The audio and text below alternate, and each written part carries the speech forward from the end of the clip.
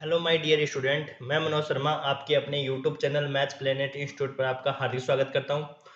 आज हम unit number 4 के बारे में डिस्कस करेंगे, जो इसके इम्पोर्टेंट क्वेश्चन है, जो एग्जाम के पॉइंट ऑफ व्यू से काफ़ी इंपॉर्टेंट है। पेपर सेकंड अपन बात कर रहे हैं। पेपर सेकंड आपका जो कॉम्प्लेक्स एनालिसिस का पेपर है, उसका जो 4th यूनिट है, अवशेष रेजिड्यूज, उसकी अपन बात करेंगे आज। उसमें जो आपके इंपॉर्टेंट क्वेश्चन बनते हैं उनके बारे में आज डिस्कस करेंगे। देखो, सबसे पहला जो इंपॉर्टेंट क्वेश्चन है वो आपका कोशी अवशेष प्रमेय का कथन और परिमाण। थ्योरम है वो नाम से आती है कि भाई कोशी अवशेष प्रमेय का कथन लिखो और उसको प्रूफ कीजिए। ठीक है, तो आपको नाम से याद रखना है और उसका स्टेटमेंट भी याद रखना है। ठीक है, या तो आपको स्टेटमेंट दिया हुआ आएगा या आपको स्टेटमेंट ऐसे पूछा जाएगा कि स्टेटमेंट लिखकर फिर उसको प्रूव करो। तो आपको दोनों तरीके से प्रिपेयर रहना पड़ेगा। तो जो अपन लास्ट ईयर से क्वेश्चन इंपॉर्टेंट देख रहे हैं, तो काफ़ी इंपॉर्टेंट क्वेश्चन जो देख रहे हैं, जो एग्जाम में पूछे जा रहे हैं, तो उसमें सबसे पहला जो क्वेश्चन है वो काफ़ी बार पूछा हुआ है, कोशी अवशेष प्रमेय का कथन और परिमाण दीजिए। ये क्वेश्चन बहुत बार पूछा हुआ है। फिर एक होता है कोणांक सिद्धांत, जो आर्ग्यूमेंट प्रिंसिपल है, इसका भी क्वेश्चन आपका स्टेटमेंट देकर पूछा हुआ है और ऐसे भी आपको पूछ सकते हैं। स्टेटमेंट देकर 2018 में पूछा हुआ है और अब की बार हो सकता है कि भाई ये आपको ऐसे बोल दे कि कोणांक सिद्धांत का कथन लिखो और उसको प्रूव करो। इसके बाद में सबसे ज्यादा इंपॉर्टेंट जो थ्योरम है इसमें वो है आपकी रूट सेपर में। सबसे ज्यादा इंपॉर्टेंट आपकी रूट सेपर में है, वो बहुत पूछी जाती है एग्जाम के पॉइंट ऑफ व्यू से। रूट सेपर में का कथन लिखो और उसका प्रूफ आपको पूछा जाएगा। ठीक है, तो रूट से प्रमेय का कथन जो है वो एग्जाम में क्या होता है कि इस प्रमेय से आपके या तो क्वेश्चन पूछ लिया जाएगा या आपके इसके थ्योरम का पूछ लिया जाएगा। ये प्रमेय तो ये मान के चलो कि इसमें से कुछ ना कुछ तो आपको पूछा ही जाएगा। ये सबसे ज्यादा इंपॉर्टेंट है।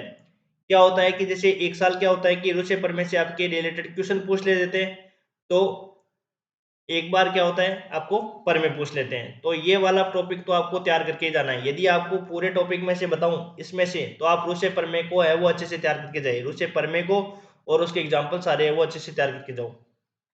ये क्वेश्चन तो आपको 101% यहाँ से मिल ही जाएगा। लास्ट ईयर जो 2023 में जो पूछा हुआ प्रश्न है वो आपको रूसे प्रमेय का एग्जाम्पल पूछा हुआ है। इसके एग्जाम्पल भी इम्पोर्टेंट है और इसकी प्रमेय का प्रूफ भी इम्पोर्टेंट है। तो एग्जाम्पल है वो आपको पूछा हुआ है लास्ट ईयर। तो हो सकता है कि अब की बार रूसे प्रमेय का आपको कथन और प्रूफ पूछ सकते हैं। ठीक है, इसको तो अच्छे से आपको तैयार करना ही है। यदि पूरी यूनिट में कुछ तैयार करना है तो आपको रूसे प्रमेय को सबसे पहले तैयार करना है। ठीक है, रूसे प्रमेय को तैयार अच्छे से करना है, उसके एग्जाम्पल्स आपको तैयार करने की। उसके एग्जाम्पल 3 से 4 एग्जाम्पल है, वही बार रिपीट होते रहते हैं क्वेश्चन। ठीक है, फिर इसके बाद में आती है फंडामेंटल थ्योरम ऑफ अलजेब्रा, बीजगणित का मूल प्रमेय, ये भी पूछी जा सकती है। फिर सिद्ध कीजिए कि, फिर उसके बाद में एग्जाम्पल ही है। ये 3 से 4 तो थ्योरम है जो आपकी एक थ्योरम पूछी जाएगी और इसके बाद में आपके एग्जाम्पल है। सिद्ध कीजिए कि अनंत पर फलन, ये एक फलन दे रखा है और इस फलन पर जो रेजिड्यू होगा और इस फलन पर रेजिड्यू होगा, इस पर रेजिड्यू का मान क्या होगा, -1 आएगा और इस पर रेजिड्यू का मान क्या आएगा, +1 आएगा। ये आपको प्रूव करके बताना है। ये 2018 में पूछा हुआ है। फिर इसके बाद में इक्वेशन 6 वाला, ये भी पूछा हुआ है कि फलन एफ जेड बराबर Z square upon z-1 z-2 z-3 z बराबर 1 2 3 पर और अनंत पर इसके अवशेष निकालना है और आपको ये प्रदर्शित करके बताना है कि इनका जो योग होगा वो योग क्या हो जाएगा, आपके पास 0 हो जाएगा। ये आपको रेजिड्यू z बराबर 1 पे निकालना है, 2 पे निकालना है, 3 पे निकालना है और अनंत पर निकालना है। और इन अनंत पर निकाल के फिर इन सबको जोड़ोगे, सब पे रेजिड्यू निकाल के इनका योग करोगे तो उनका योग क्या होगा, आपके पास 0 होगा। ये भी 2017 और 2012 में पूछा हुआ है। फिर क्वेश्चन संख्या 7, सममित तल के परिमित भाग में Z square -2z upon z+1 का स्क्वायर z² +4, इसके आपके समस्त जितने भी अनंत तक बनेंगे उस समस्त अनंत के आपको क्या निकालना है, अवशेष निकालना है। समस्त अनंत को ऊपर क्या ज्ञात करना है, आपको अवशेष ज्ञात करना है। देखो ये क्वेश्चन है वो आपके क्वेश्चन जब इसको सोल्व आपने 4th यूनिट की होगी तो क्वेश्चन आपने देखा होगा, जो इसकी क्वेश्चन है वो बहुत इजी है। थ्योरम आपको जरूर 2-3 बार देखनी पड़ेगी, याद करना पड़ेगा उसको।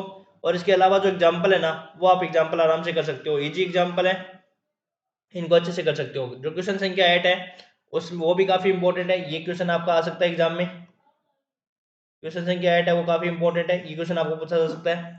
फिर इसके बाद में मैंने लिखे जो 2-3 एग्जाम्पल, वो आपके रूसे प्रमेय के लिखे हैं। यहाँ से आपके रूसे प्रमेय के एग्जाम्पल स्टार्ट होते हैं और रूसे प्रमेय के जो एग्जाम्पल लिखे हैं वो आपको पूछे गए हैं। ऐसा होता है कि एक बार रूसे प्रमेय पूछ लेते हैं तो दूसरी बार क्या करते हैं, उसके एग्जाम्पल पूछ लेते हैं। रूसे प्रमेय और रूसे प्रमेय के एग्जाम्पल है वो सबसे ज्यादा इंपॉर्टेंट है इस पार्ट में।